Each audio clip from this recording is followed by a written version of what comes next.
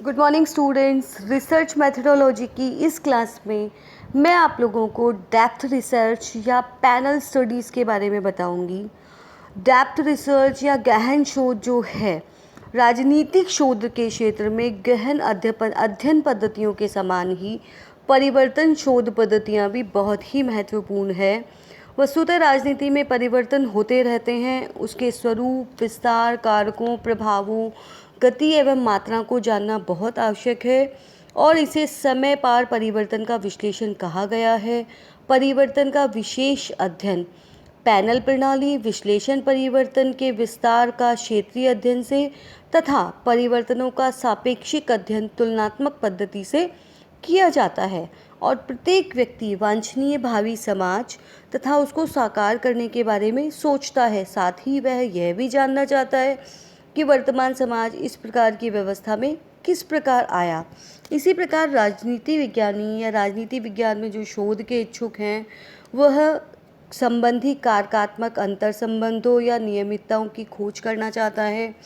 परिवर्तन संबंधी शोध करने के लिए लेजार्सफील्ड एवं रोजनबर्ग ने 3 प्रकार के अध्ययन बताए हैं: प्रवृत्ति अध्ययन, पैनल अध्ययन और पूर्व कथनीय अध्ययन। इनमें सबसे पहले हम पैनल अध्ययन की बात करेंगे।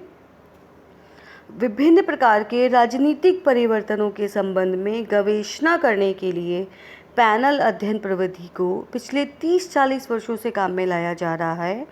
यह प्रविधि अन्य प्रविधियों से यह विशेषता रखती है कि इसमें हम एक अवधि के भीतर होने वाले परिवर्तनों तथा उनके कारकों का अध्ययन करते हैं, जबकि अन्य प्रविधियों में केवल एक समय विशेष से संबंधित परिस्थितियों, व्यक्तियों, घटनाओं या तथ्यों का ही अध्ययन किया जाता है। लेकिन राजनीति विज्ञान में यह प्रविधि प्रयोगशाला या नियंत्रित प्रयोग अथवा अवलोकन का स्थानापन्न या ऑल्टरनेट मानी जाती है। उसमें एक निश्चित समय के भीतर होने वाले परिवर्तन का स्वरूप, मात्रा आदि को जानना अति आवश्यक होता है। इसीलिए इस प्रविधि को राजनीतिक परिवर्तनों का मापक यंत्र भी कहा जाता है। इसके प्रयोग द्वारा राजनीति के अलावा इसका प्रयोग राजनीतिक घटनाओं के अलावा अन्य सामाजिक, आर्थिक, व्यावसायिक एवं सांस्कृतिक परिवर्तनों को जानने के लिए भी किया जाता है। अपने सरलतम रूप में पैनल अध्ययन 2 विभिन्न काल बिंदुओं पर होने वाली परिवर्तनों को एक से सूचनादाताओं के उत्तरों के आधार पर जानने की प्रक्रिया है। सैनफोर्ड लेबोविट्ज के अनुसार यह एक समय के बाद किसी एक निदर्शन का बार बार अवलोकन है। ग्लॉक के अनुसार पैनल पद्धति में अध्ययन किए जाने वाले समग्र का प्रतिनिधित्व करने वाले व्यक्तियों के निदर्शन का विचाराधीन समस्या के विषय में विभिन्न समयों पर 2 या अधिक बार साक्षात्कार किया जाता है। युलाउ, एल्डरस्वेल्ट एवं जेनोविट्ज के अनुसार इस पद्धति से राजनीतिक संगठन के प्रभाव का अधिक संतोषप्रद विश्लेषण करना संभव हो जाता है। एल्फ्रेड जे कान्हे ने लिखा है कि ऐसे समूह का अध्ययन करने के लिए जो उपचार, लगातार प्रभावों या परिपक्वता के अंतर्गत है, शोधक लगातार कई बार उन्हीं लोगों का साक्षात्कार, परीक्षण या अवलोकन करना पसंद कर सकता है। उत्तरदाताओं या सूचनादाताओं की सूची को पैनल या सूचनादाता सूची कहते हैं। इस प्रविधि में सूचनादाता के चयन पर सबसे अधिक जोर दिया जाता है क्योंकि उन्हीं का बार बार साक्षात्कार किया जाता है। इस प्रकार पैनल अध्ययन में साक्षात्कारों को कम से कम 2 बार दोहराया जाता है। इसमें सूचनादाता वही रहते हैं जिनका पहली बार में साक्षात्कार किया गया था और इन साक्षात्कारों का उद्देश्य किसी समस्या का विश्लेषण करना, व्यक्तियों के दृष्टिकोणों, भावनाओं, विचारों, रुझानों आदि में परिवर्तन जानना तथा परिवर्तन के कारणों का पता लगाना होता है। यह तथ्यों को वस्तुपरक ढंग से जानना संभव बना देता है। इसमें ग्लॉक कहते हैं कि इसमें 3 प्रश्न अंतर्निहित होते हैं: परिवर्तन आने वाले प्रेरक तथा उसके प्रभाव की जानकारी, परिवर्तन की पृष्ठभूमि एवं दशाएं और मनोवृत्तियों तथा परिवर्तन में घटित होने वाली अंतःक्रिया। इस प्रकार पैनल अध्ययन में परिवर्तन के प्रभाव को जानने के लिए कम से कम 100 से 500 व्यक्तियों का साक्षात्कार किया जाता है। इनसे मौखिक प्रश्न पूछे जाते हैं तथा जो सूचनाएं मिलती हैं उनका संकलन किया जाता है। दूसरी या तीसरी बार साक्षात्कार के लिए प्रश्नावली बनाई जाती है तथा परिवर्तन के कारकों, परिस्थितियों, परिवर्तन की मात्रा आदि की जानकारी की जाती है। उसके पश्चात पहली स्थिति तथा बाद की स्थिति के मध्य अंतर का विश्लेषण करके कारकों का विश्लेषण किया जाता है। पैनल अध्ययन में विभिन्न साधनों तथा प्रविधियों का उपयोग किया जाता है, जैसे प्रत्यक्ष अवलोकन, साक्षात्कार, असहभागी अवलोकन आदि। कभी कभी प्रेरक के रूप में सिनेमा, टेलीविज़न आदि का भी प्रयोग किया जाता है और उनको माध्यम बनाकर समग्र की आदतों को या उनके विचारों में आने वाले परिवर्तनों को जानने का प्रयास किया जाता है। इस प्रकार जो पैनल अध्ययन है, इस पैनल अध्ययन में पहला साक्षात्कार व्यक्तियों के विचारों को जानने के लिए किया जाता है। उसके बाद के जो साक्षात्कार होते हैं, उन साक्षात्कारों से जो परिवर्तन आए हैं उन परिवर्तनों को जानने का प्रयास किया जाता है। पैनल अध्ययन राजनीतिक परिवर्तनों, विचारों, रुझानों, विश्वासों, भावनाओं आदि को जानने की सर्वश्रेष्ठ, विश्वसनीय तथा प्रामाणिक प्रणाली है। इसमें राजनीतिक गतिशीलता का अध्ययन सूक्ष्मता, व्यापकता तथा गहनता के साथ किया जा सकता है।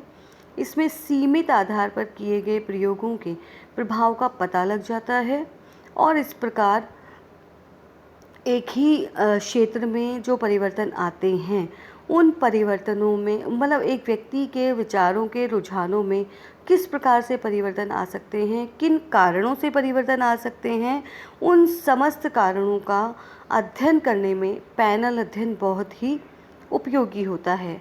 यह प्रविधि परिवर्तन की प्रक्रिया को भी कारकों सहित स्पष्ट कर देती है। लेकिन इस पैनल अध्ययन की कुछ सीमाएं भी है। उसमें सबसे पहले पहला निदर्शन तैयार करने में बहुत कठिनाई आती है। उसमें यह समझ में नहीं आता कि ऐसे कौन से लोगों को शामिल किया जाए जो बार बार साक्षात्कार दे देंगे या साक्षात्कार लेने से नाराज़ नहीं होंगे, गलत सूचनाएं नहीं देंगे। जनरली ये देखा जाता है कि जितनी बार साक्षात्कार को दोहराया जाता है उतनी ही बार साक्षात्कार देने वालों की संख्या लगातार कम होती जाती है। उदाहरण के लिए यदि प्रारंभ में हमने जो शोधकर्ता है उसने 500 व्यक्तियों का साक्षात्कार लिया तो बाद के साक्षात्कारों में 400, 300, 200 या 100 ही रह जाते हैं। और एक बार साक्षात्कार हो जाता है तो उसके बाद जो सूचनादाता होते हैं वो अपनी प्रतिक्रिया सही ढंग से नहीं बताते, वो उनको छुपाने लगते हैं और या फिर गलत उत्तर देने लगते हैं, अनबने भाव से उत्तर देते हैं और सूचनादाता को समय जो शोधकर्ता है उस शोधकर्ता को समय नहीं देते हैं। तो ऐसी परिस्थिति में सूचनाओं का सत्यापन नहीं हो पाता और जब सूचनाओं का सत्यापन नहीं हो पाता तो वह विश्वसनीय भी नहीं रह जाती। लेजार्सफेल्ड और उसके साथियों ने ये पैनल अध्ययन के लिए आवश्यक माना है कि उसे विभिन्न राजनीतिक परिस्थितियों में कार्यान्वित करके देखा जाना चाहिए।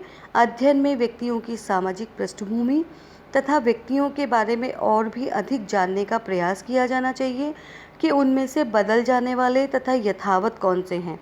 पैनल अध्ययन के अंतर्गत आने वाले प्रभावों के अतिरिक्त अन्य प्रभावों की ओर भी शोधकर्ता की दृष्टि टिकी रहनी चाहिए।